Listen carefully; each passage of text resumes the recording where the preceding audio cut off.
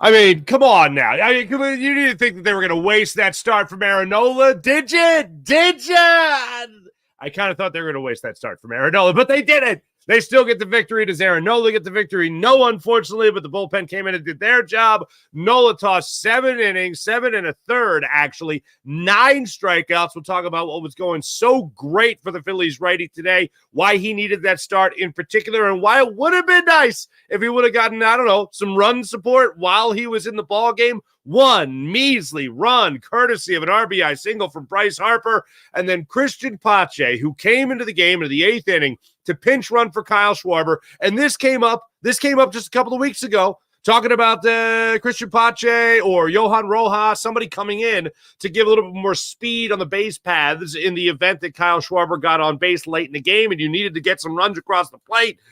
This time it doesn't turn around and bite the Phillies in the old behind. It actually works out. Did it work in that 8th inning with Pache on the bases? No. But it certainly worked in extra innings in the 10th inning when he singled into right field to bring home Bryson Stott, who was their ghost runner on second base to start things out. You played at him. You got the win. You don't put back-to-back losses together, thank goodness. Phillies right back on the winning track after taking care of business against this Colorado Rockies team. We will break it all down and more. You are Locked On Sports Philadelphia, Locked On Phillies POSTCAST. You are Locked On Phillies POSTCAST, part of Locked On Sports Philadelphia on the Locked On Podcast Network. Your team every day. I want to just start off by thanking first our title sponsor of the show, eBay Motors. From brakes to exhaust kits and beyond, eBay Motors has over 122 parts to keep your ride or die alive. With all the parts you need at the prices that you want, it's easy to bring home that big win when you got home with that eBay Motors. Keep the ride or die alive at ebaymotors.com. Eligible items only. Exclusions apply. eBay items guaranteed fit. Only available to U.S. customers. And you are watching Locked On Sports Philadelphia's YouTube channel, and this is Locked On Phillies POSTCAST. My name is Mark Farzetta. Before we get to 3 big things, I just want to say hi to Go Sixers, who usually chimes in throughout the show. Apparently a little sleepy tonight, but they won. But yeah, the Phillies can't hit. We'll get to that. And maybe, just maybe, there's a couple of good signs right around the corner. All right, let's start it off, as we always do, with 3 big things. First and foremost, there's a lot of Aaron Nola hate out there, ladies and gentlemen. People speaking Aaron Nola's name with great slander about them. Not me. Oh, no, not me. Now, as an Aaron Nola defender, I have said many times leading up to the season and the early goings of this season that there's no excuses for Aaron Nola. None whatsoever. You can't. There are no. Tough year. Pitch clock. Got to get used to that pitch clock. That's the problem. He's got that pitch clock going for him. He's not that good. He's really a third starter in a good rotation. He's maybe a number 2 in a bad rotation. You know, no. I have maintained confidence in Aaron Nola. And I said before this season that when you follow his career, he goes from good year, bad year, good year, bad year, good year, bad year. Last year, bad year. Was it horrible? No. But was it that of a number 1, a 1A, a 2 in a rotation? No, it certainly was not. And over the last several seasons, you've seen that 4 ERA, then a 3 ERA, then a 4 ERA, and it goes back and forth. And we really haven't seen him get into the 2s since he finished 3rd in the Cy Young voting about 5-6 years ago. So it's been a while.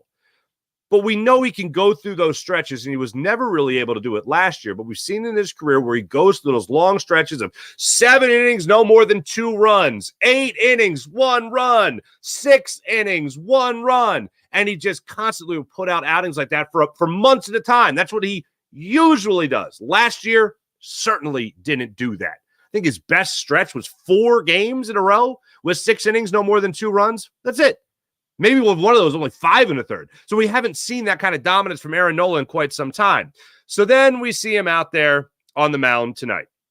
Now, you look at what he had been able to do for the Phillies lately, and has he been the dominant pitcher that we've seen in years past? No, he hasn't been that. But he seems to me to at least be a guy trying to find that groove again.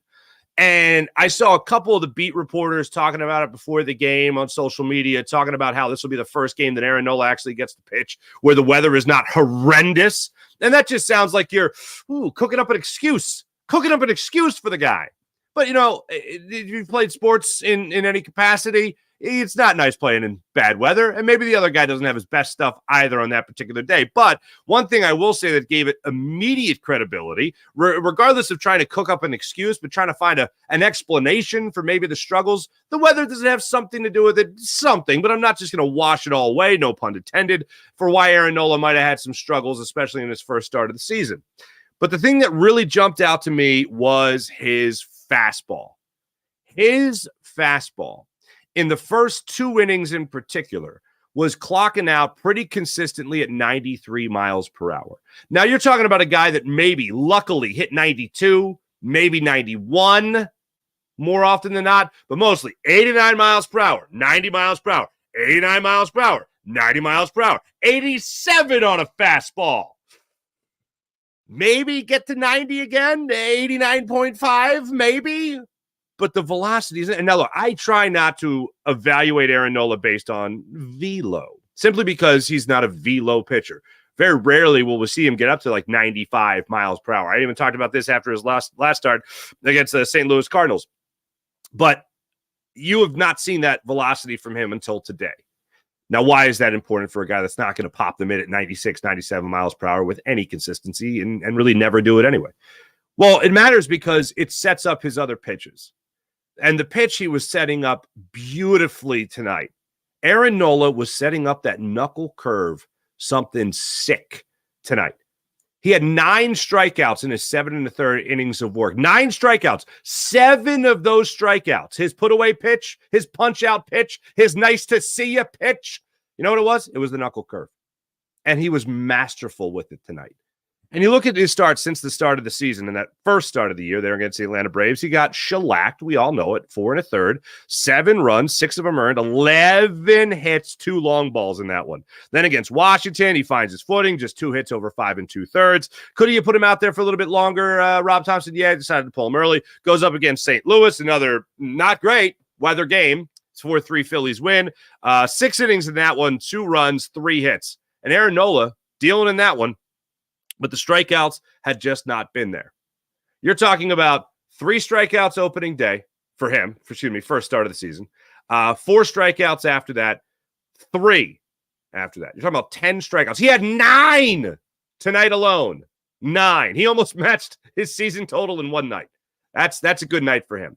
And because the velocity was up, his knuckle curve was all that much more deceptive. And we'll go through the pitches as the game goes on, as the show goes on, and we'll talk about what Aaron Nola really had working for him. But the velocity in the early goings of the game and then the knuckle curve being set up beautifully was his MO today. You could argue whether or not Rob Thompson was going to keep him out there for one more out, but Charlie Blackmon has done a phenomenal job against Aaron Nola in the past. Nola was doing a great job against him tonight, but I can't fault him for Nola being at 99 pitches and having a bullpen arm like Nolan Arenado. Jeez, to think of the Cardinals now. Jose Alvarado it is, throwing out there for the Phillies. And he went out there, he threw 2 pitches and got a double play. So what is there to argue with? Nothing, I tell you. Nothing. So that's good. Jeff Hoffman came out, did his job in more ways than one. We'll get to that controversial play in a little bit. But Aaron Nola, first and foremost, number 1. Number 2. Cristian Pache goes to the plate in the 10th inning. First of all, hey, hat tip Whit Merrifield getting Bryce's side at third base. But you see Cristian Pache go up there in place of Kyle Schwarber. Kyle Schwarber was pinch run for after a walk, and then he advanced to second on a wild pitch. Trey Turner then struck out, and then they decided, let's get a faster runner out there, okay? I had a problem with this earlier in the season, maybe a week ago when the Phillies did something similar, and it ended up not helping you at all. Well, one time it was unfortunately, it was Johan Rojas getting picked off second base when pinch running for Kyle Schwarber. And then what happened later in the game in extra innings? Johan Rojas came up to the plate. What did Johan Rojas do? Nothing to help the ball club, unfortunately. So now you have an opportunity here. Cristian Pache, he steps up to the plate. He goes in there, first off, as a pinch runner. Nothing doing there for the Phils. And then he comes up to the plate with the runner in scoring position, standing on third base, Bryson Stott, in a 1-1 ball game. and he delivered. We're going to talk about Bryson Stott tonight. We're going to talk about Bryce Harper. We're going to talk about Nick Castellanos. When you talk about guys like Bryson Stott, for instance, you never really know when that one little thing is going to go their way, which could be the floodgates for a flood of hits for some of these guys. Cristian Pache was a top prospect in the Braves organization. They gave up on him. He went out there to Oakland. Oakland said, I think we're good. And the Phillies were able to pick him up. This is a top prospect in baseball. You give him some opportunities here, and he cashes in like this. It's a wonderful thing for a young guy trying to show that he's ready to hit major league pitching and help a big league ball club actually win some games. So with the hit tonight, which is crazy, in very limited time so far this season, 286 is what he's hitting on the season with a 444 on base percentage. Yeah, I'll take that. That's pretty good. That's pretty damn good. Now, are those numbers that you're going to expect from him over 162 games? Of course not. Not at all. But like I said, if you're talking about a guy just trying to find his way at the big league level to help his big league club win games, I'm going to take that as a step in the right direction. Speaking of steps in the right direction, two big things there, Aaron Nola, Cristian Pache. Third big thing, I'm going to sprinkle it about, okay? Number one is Bryson Stott. Number two is Bryce Harper. Number three is Nick Castellanos. Nick Castellanos walked it off the other day. He's been consistent for you. Today, he wasn't able to get the hit. He took the collar 0 for 4. And I know it's sort of grasping at straws for Nick Castellanos. He had a number of good swings today, and you can't use the weather argument. If it was the middle of June, that ball would be flying out of there. Maybe. But the weather was nice today. The weather was real nice today. There was a couple of hit balls. JT Realmuto had a line drive to center field. Bryce Harper had a line drive to center field that would have landed on the warning track. The catch was made a step in front of the warning track. But you had power out there today. You had good weather out there today. The ball it wasn't going out today. They weren't getting good enough wood on them hits to be able to drive in those runs. But it is encouraging for me when I see guys that are just missing on some pitches. Castellanos certainly missed on, I think, 2 pitches today that could have very well flown out of the ballpark if he just got it, just swinging under him a little too much. Harper was guilty of that. But the number one guy of these 3 guys that I'm talking about is Bryson Stott. Because here's a guy that the first tinkering of Tinker Topper of the season here from Rob Thompson, as we know, was flipping Bryson Stott and Brandon Marsh in the lineup around Nick Castellanos. You see Marsh go out there to bat 5th, and then you see Bryson Stott there batting, with Merrifield in the lineup, he was hitting 7th. So you see it like that, and that's not what you want to see for the whole year. You want to see Bryson Stott earn that spot. You want to see, of course, Brandon Marsh be able to hit with some more consistency, as we've seen him through the vast majority of the season, over 4 today. But you want to see that keep on coming for a guy like Brandon Marsh. You want to see the progress of a guy like Bryson Stott. So Stott goes out there. He works a walk in his first at-bat. In his second at-bat, he puts a quintessential cue shot down the third base line, and he's able to reach for a base hit. In the box score, they say it's a line drive base hit. Hard hit ball. It was a cue shot down the third base line. I'm thinking, fine. I'm thinking Bull Durham. Okay, give me a ground ball with eyes. Give me a dying quail. You know what I mean? And you know what he got in his next at-bat after the cue shot? He got that dying quail over the third base bag into shallow left field. It just dropped in there. Didn't end up doing much for the Phils, unfortunately, but at least it was 2 hits for him. Then he goes up there again after he worked the walk, had the cue shot and the dying quail. He unfortunately grounded out to second base. But his on-base percentage tonight in total jumped up to 333. It jumped up 30 points tonight. 29, actually. 29 points tonight, which is still pretty damn good for Bryson Stott. Am I saying that this is going to make him go into all-star mode? I'm not saying that. Only time can tell that, unfortunately. But all I'm saying is that sometimes it's that dying quail, that cue shot of a hit that gets the confidence going, gets you used to being on base again, and makes you just want to keep on being on base. And to see those signs for Bryson Stott tonight was a very, very good thing. There was one point of controversy in tonight's game. We don't get to talk a lot about controversial things on this program, but we will coming up in a second here. Safe or out, you make the call. I think the umpires, they violated the golden rule. If you're going to turn something over, There's one thing you absolutely can't do, and they did it in this game. We're going to talk about it all. We're going to talk about all that and more coming up here on the next segment when we talk even more on this Philadelphia Phillies postcast. Oh, my goodness. You heard me talking about the great people at eBay Motors. Passion, drive, patience. The formula for winning championships is also what keeps your ride or die alive.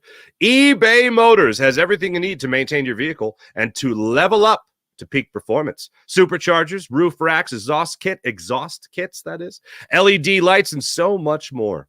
Whether you're into speed, power, style, maybe all the above, eBay Motors has you covered. With over 122 million parts for your number one ride or die, you'll always find exactly what you're looking for. And with eBay Motors and eBay Guaranteed Fit, your part is guaranteed to fit your ride every time or your money back. Because with eBay Motors, you're burn, not cash. With all the parts you need at all the prices you want, it's easy to make your car the MVP and bring home huge wins. Keep your ride or die alive at ebaymotors.com. That's ebaymotors.com. Eligible items only. Exclusions apply. eBay Guaranteed Fit only available to U.S. customers. Oh, and how about this? You like Monopoly? I love Monopoly. You competitive? I can be a little competitive, especially when it comes to Monopoly. And even more so now with the incredible Monopoly Go, ladies and gentlemen. I do have that competitive side, and it comes on tenfold when I'm playing Monopoly Go. And I'm sure you've heard of it. It's been downloaded over 150 million times. Yeah, I think you've heard of it. It's a great twist on the Monopoly game where you play not one, but hundreds of Monopoly boards in crazy locations, building up amazing cities that bring you big money. But the best part is messing with your overly competitive friends. Yeah, maybe they cop an attitude about it. Here's what you could do. You could charge them rent. I like to charge them rent on iconic properties. Then you can also just play classic Monopoly. Just like classic Monopoly, take their money. But now you can also rob their vaults of riches.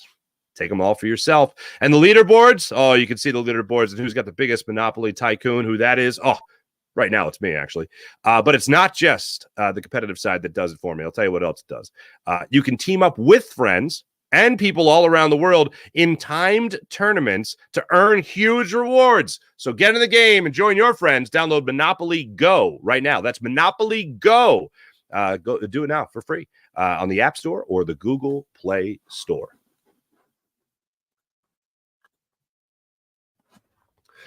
One more piece of information I got to pass along here. If you're a football fan, don't forget about Locked On's NFL Mock Draft Live coming up Wednesday, April 17th. That's this Wednesday at 7 p.m. Streaming, 7 p.m. Eastern Time, streaming on Locked On Sports Today 24/7 and streaming channel on YouTube or the free Amazon Fire TV channels app. So make sure you guys have your good time and your mock drafts ready to go to compete with ours on Locked On's NFL Mock Draft Live, 7 p.m. Eastern Time on Locked On Sports Today 24/7. All right, now the controversial call came in the top of the 10th inning.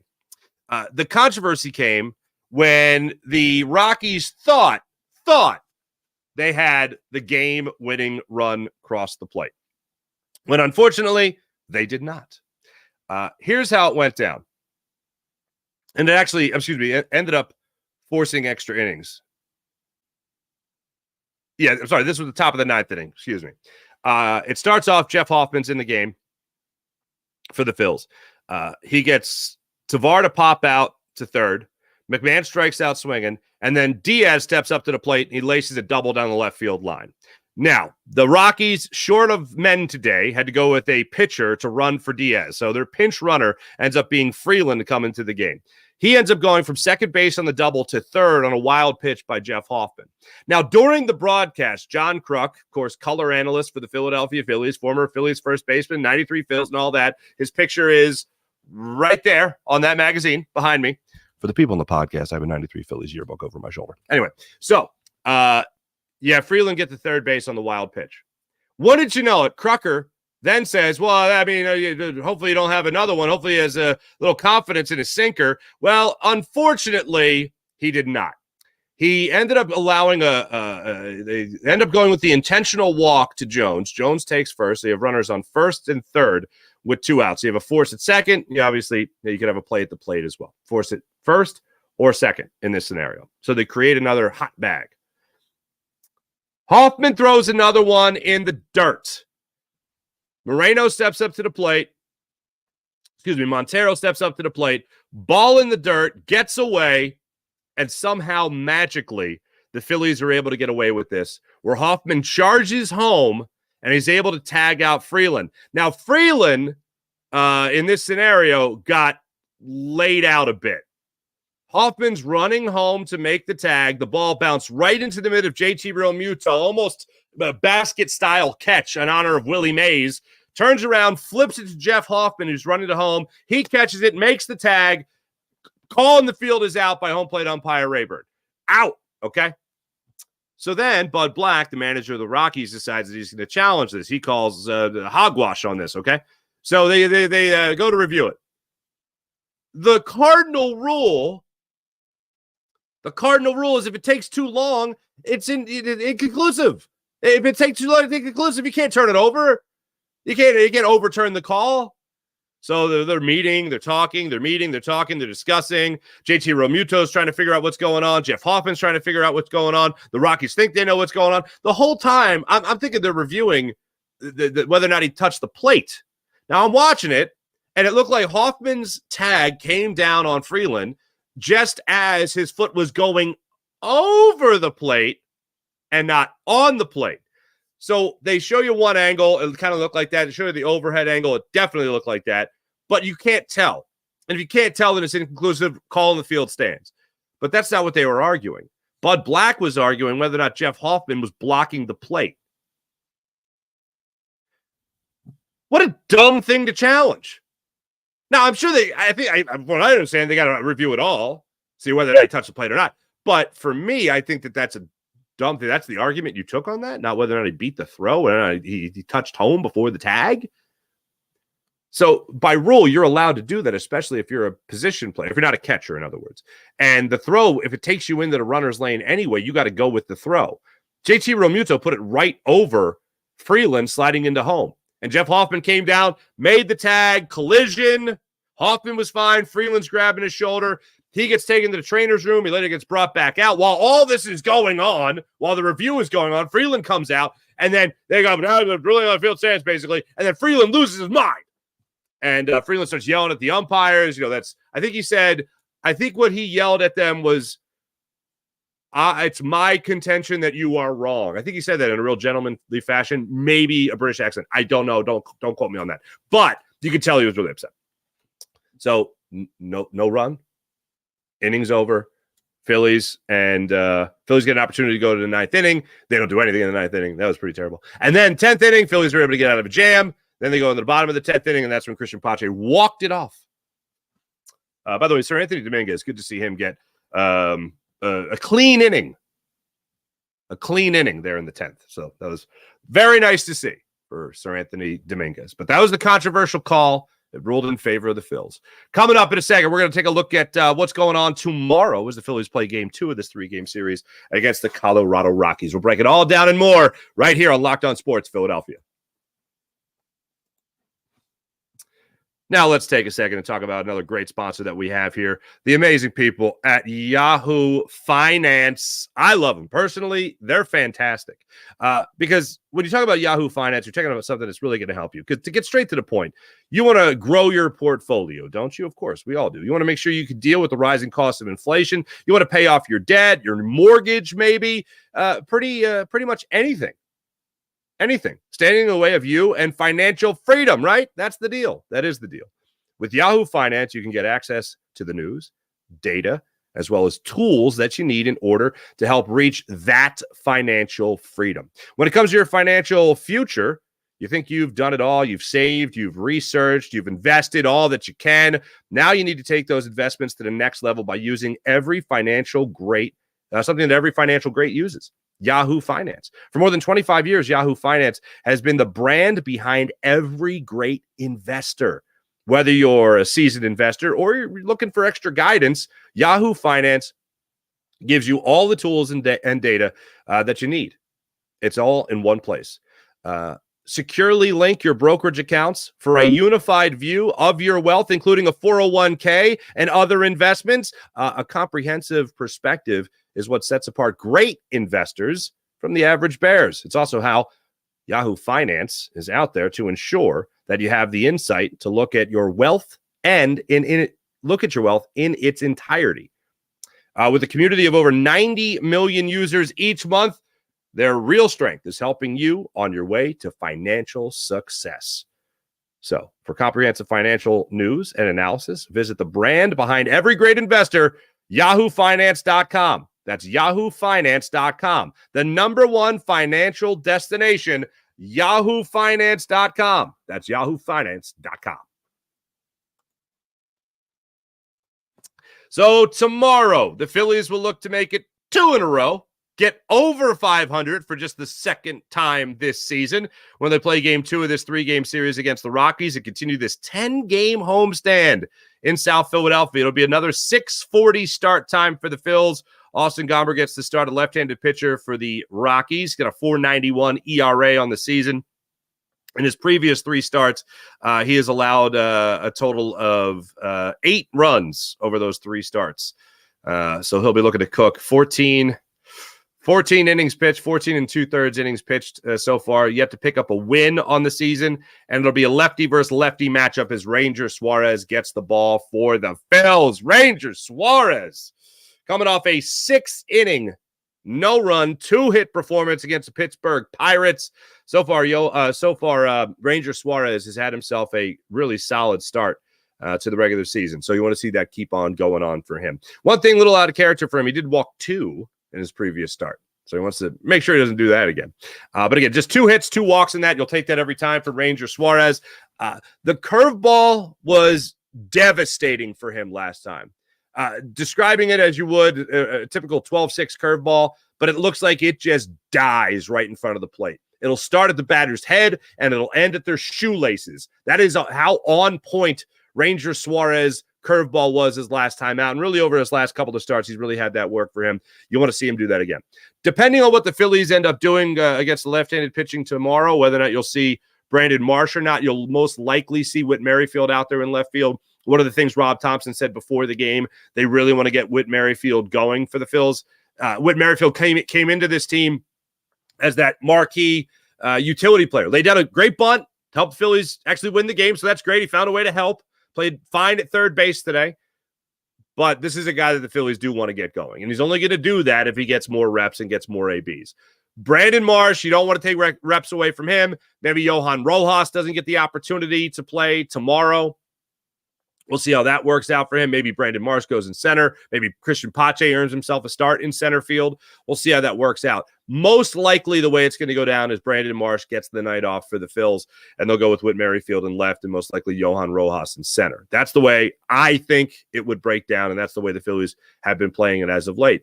But if you want to get another guy going like Cristian Pache, he might have just earned himself a start in tomorrow night's ball game. So you'd love to see that as well. Thanks for watching. Thanks for listening. You guys are awesome as per usual. My name is Mark Farzetta. This is Locked On Sports Philadelphia's YouTube channel. This has been Locked On Phillies Postcast. Make sure you guys hit like. Make sure you guys subscribe and all that great stuff. We'll be back with you guys tomorrow night, 6:40 start time for the Phils.